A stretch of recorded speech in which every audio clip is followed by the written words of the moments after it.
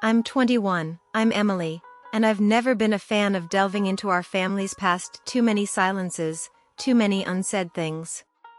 But everything changed when I decided to clean out the old attic before moving to a new apartment. Under a layer of dust and cobwebs, I found an old wooden box, hidden behind boxes of Christmas decorations. My heart pounded when I opened it. Inside was a tattered diary with a faded inscription: Sarah, 1998. It was my mother's handwriting, but I had never heard her mention a diary. I opened the first page, and the words, written in her neat handwriting, made me freeze. Today I did this to him, to Michael's brother. I can't forgive myself. My mind refused to accept it. Michael's brother, my uncle, this is my Uncle James. I turned the page, but the text ended, leaving me with a million questions.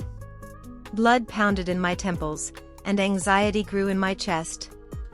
Who was he? And why did my mother hide this? I knew I had to find out the truth, even if it destroyed everything I knew about our family. I couldn't get the diary out of my head. Every night I lay staring at the ceiling and imagined my mother's face, calm, kind, but now with a shadow of guilt. I decided to talk to my grandmother, the only one who might know something about the past. She lived in the village, and I went to her, hiding the diary in my bag. At first, over tea with honey, she waved me off, but when I showed her the entry, her face turned to stone. It was a long time ago, Emily, she said quietly, her voice shaking. Sarah was young, and James, he was not like he is now.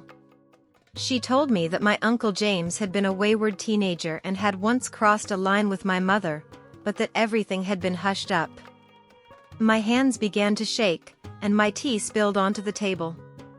I felt sick. My mother and my uncle? It seemed like a nightmare.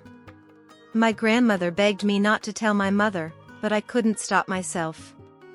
I decided to find James and ask him myself, feeling the anger and curiosity eating me up inside. I found Uncle James in his workshop.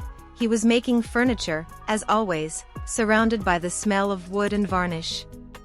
I walked in, clutching my diary, and my voice shook as I asked, "What happened between you and my mother in 1998? His face went pale, he dropped his tool, and fear flickered in his eyes. "Who told you?" he croaked, but I didn't back down, showing him the page. He sank into a chair, covering his face with his hands. "It was a mistake, Emily," he whispered. "We were drunk, it was a one-time thing, and we swore to forget." His words hit me like a punch in the chest, and I screamed, "You ruined her life. How can I look at you now?" He tried to justify himself, but I ran out, tears blurring my vision. I ran into my mother at home. "Why didn't you tell me?" I screamed, throwing the diary on the floor. Her eyes filled with tears, she fell to her knees, begging, "Forgive me, I wanted to protect you from this filth." But I felt only betrayal. Mom and Uncle no longer spoke, and the house was filled with silence, full of pain. I didn't know if I could ever forgive them, but inside I was growing determined to sort this out.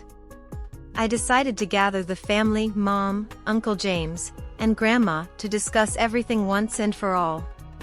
The meeting was wrenching. Mom cried, James avoided my gaze, and Grandma prayed. I forced them to talk, and they admitted what had happened, an accidental mistake, covered in years of silence.